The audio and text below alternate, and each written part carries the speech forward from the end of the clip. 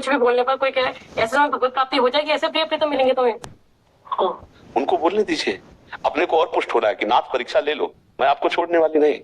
अंदर ही अंदर से प्रभु आप कितना भी कष्ट दे लो, हम जानते हैं आप भी इनको प्रेरित कर रहे हो, आप कितनी भी परीक्षा ले लो, मैं आपकी ही निष्ठा में रहूंगी। राधा राधा राधा राधा, खत्म कर।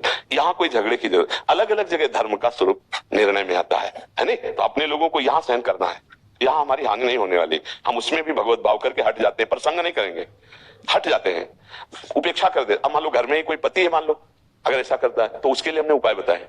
कंठी कह रहा नहीं धारण करना, हटा दिया। तिलक नहीं धारण करना, जी नहीं धारण। पूजा में नहीं बैठोगे, हाँ जी ठीक है। जितनी देर सामने है उनकी सेवा कर रहे, अंदर से राधा राधा जप रहे और एकांत में रो रहे हैं, हे प्रिया प्रीतम आपने ही संग दिया है, अब हम बाहरी आपके ये सब लक्षण नहीं धारण कर, लेकिन हृदय मेरा आपका है, निश्चित भगवत प्राप्ति हो जाएगी।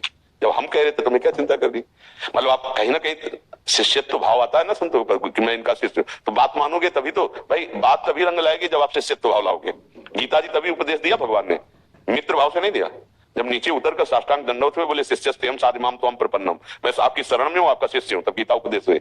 यदि झगड़ा हो रहा है तो उस समय हमें शांति धारण करनी है, बाहर में कोई पूजा नहीं करेंगे। राधा राधा राधा तो रोना आएगा, प्रभु आप देख लीजिए, निश्चित भगवत प्राप्ति हो जाएगी। भगवान के भाव को समझिए। हम अंदर ही अंदर, अगर हमारे घर का माहौल बिगड़ रहा है तो हमें नहीं बिगाड़ना है, उनमें भी भगवान है, हम उनके सामने बिल्कुल संसारी बन के रहेंगे और अंदर से राधा राधा रटेंगे और एकांत में प्रभु के लिए रोएंगे, बढ़िया बात बन जाएगी। अब हम झगड़ा थोड़ी करें, अब इतनी निष्ठा आया तो जैसे मीरा जी रत्नावती की मूड मुड़ाया बैठ गए, चाहे प्राण ले लो, न कंठी हटेगी न तिलक हटेगा। अब ये तो घर घर में झगड़ा शुरू हो जाएगा, नहीं शुरू हो जाएगा। अगर पति ऐसा है तो ऐसी माहौल वृत्ति है तो हमको अपनी बाहरी भक्ति को गौड़ कर देना चाहिए, आंतरिक भक्ति को मुख्य कर देना चाहिए, जिससे झगड़ा ना हो। अब दूसरा उपाय तिलक लगाने का, सूखी रज ले ली, ऐसे कर लिया, बिल्कुल नहीं लगा और संस्कार भी हो गया, गुरु आज्ञा का भी उल्लंघन नहीं हुआ। अच्छा कंठी की बात, तो जब चले गए तो गले में से छुआ करके उसे छाती से लगा के रो, देखो प्रभु ऐसी परिस्थिति दी है आपने कि मैं, भगवान सब जाने, पक्का आपके ऊपर प्रसन्न हो जाएंगे। भक्त चतुर होता है, राम ही भजे थे चतुर। लंका में विभीषण जी राज दरबार में रावण की बैठ करके सभा में महान भक्ति कर ले गए, नहीं कर ले गए? तो हमको ये चाहिए कि भक्ति का ऐसा दिखावा में जहां झगड़ा हो रहा हो तो गुप्त कर देना चाहिए। झगड़ा हो रहा हो तो हमें लगता है कि भक्ति मंडन करना सिखाती है, खंडन नहीं। भक्ति एक प्यार है, भक्ति एक समुद्र है जो सबको समा लेती है। अगर हम सही ढंग से चलेंगे ना तो सामने वाले का परिवर्तन होगा होगा, पक्का होगा। भक्त का संग करने वाला भक्त ही होता है। आप पत्नी हैं और आप भक्त हैं, वो कितने दिन अभक्त रहेगा? आपके संसर्ग से उसका परिवर्तन। कितने ऐसे अभक्तों के चरित्र आए हैं जो पत्नी के संसर्ग से पत्नी से ज्यादा भगवान के भक्त बन गए, ऐसे कितने उदाहरण आए। एक अंगद जी नाम के महापुरुष हुए हैं, बहुत बड़े भक्त हुए हैं, उनका भतीजा राजा था, उनको बिल्कुल किसी साधु महात्मा भक्ति भगवान कोई मतलब नहीं, 100 का 100%।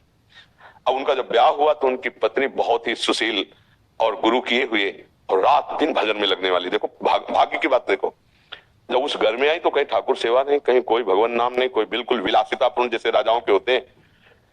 बहुत प्रवीण थी, उन्होंने बाहरी कुछ भी भक्ति का वहां कुछ नहीं किया, अंदर ही अंदर भगवान का चिंतन करते हैं। अब रोज संतों की सेवा उनके घर में होती थी, राजकुमारी थी, और उनके गुरुजी कभी कभी मिलने आया करते थे कृपा करके। अब वो सब संत सेवा नहीं, गुरु मिलन नहीं सब। तो एक दिन उन्होंने एक अपने निजी दासी से पत्र लिखकर अपने मायके भेजा, एक बार गुरुजी के दर्शन हो जाए। पर हमारे पति बिल्कुल नास्तिक हैं, बहुत संभाल करके दासी से कहा जब वो ना हो तब उनको लाना। तो राज दरबार चले गए थे, गुरुजी आए तो चरणों में अभिषेक करके भगवान की तरह पूजा करके उनको आसन पे बैठाल के आप चरणों में बैठी थी और उपदेश वो दे ही रहे थे, इतने में वो आ गए और वो बिल्कुल अश्रद्धालु थे। वह खड़े हो, ये साधुता है कि किसी भी पुरुष की स्त्री को एकांत में बैठाल कर आप उपदेश कर रहे हैं? क्योंकि उनके अंदर कोई श्रद्धा भी नहीं थी। तो उनका आप निकलिए, इसी समय महल से निकल जाए, इसमें तुम्हारी इज्जत बची रहेगी। तो उनको पहले बता दिया था, इसलिए वो मुस्कुराए और कहा बेटी धैर्य पूर्वक रहना, ये तुम्हारे धर्म की परीक्षा है, और उठे और चल दिए। ये बर्दाश्त नहीं हुआ उनकी पत्नी को। उनका मैं आपसे कुछ कह तो नहीं सकती, लेकिन आज से ना अन्न ना जल और ना आंख खोलकर आपकी तरफ देखूंगी, आप चाहे मार डालो मुझे। आपने मेरे गुरु का मेरे सामने अपमान किया, मैं जीऊंगी नहीं। अब ऐसे भूखे प्यासे रहकर अपने प्राण त्याग दूंगा। लेट गए आसन में, और वो इतनी सुंदर सुशील स्वभाव की थी कि उनका चित्त आसक्त हो चुका था। 2-4 दिन हो गए तो वो व्याकुल हो गए, पैरों के पास बैठ गए। उन्होंने कहा मैं क्षमा चाहता हूं आपसे, मुझे इतना पता नहीं था कि आपका इतना हृदय साधु संग में रंगा हुआ है, कैसे आप प्रसन्न होंगे? कैसे आप जल और भोजन ग्रहण करेंगे? मैं कभी आपके विपरीत नहीं चलूं, तो उनका आपको एक काम करना होगा, हमारे गुरु जी के आश्रम जाओ, उनको बुला के लाओ, चरण पखारो और वो प्रसाद पाए, तब हम चरणामृत पी के प्रसाद पाएंगे, अन्नदान। चले गए हो।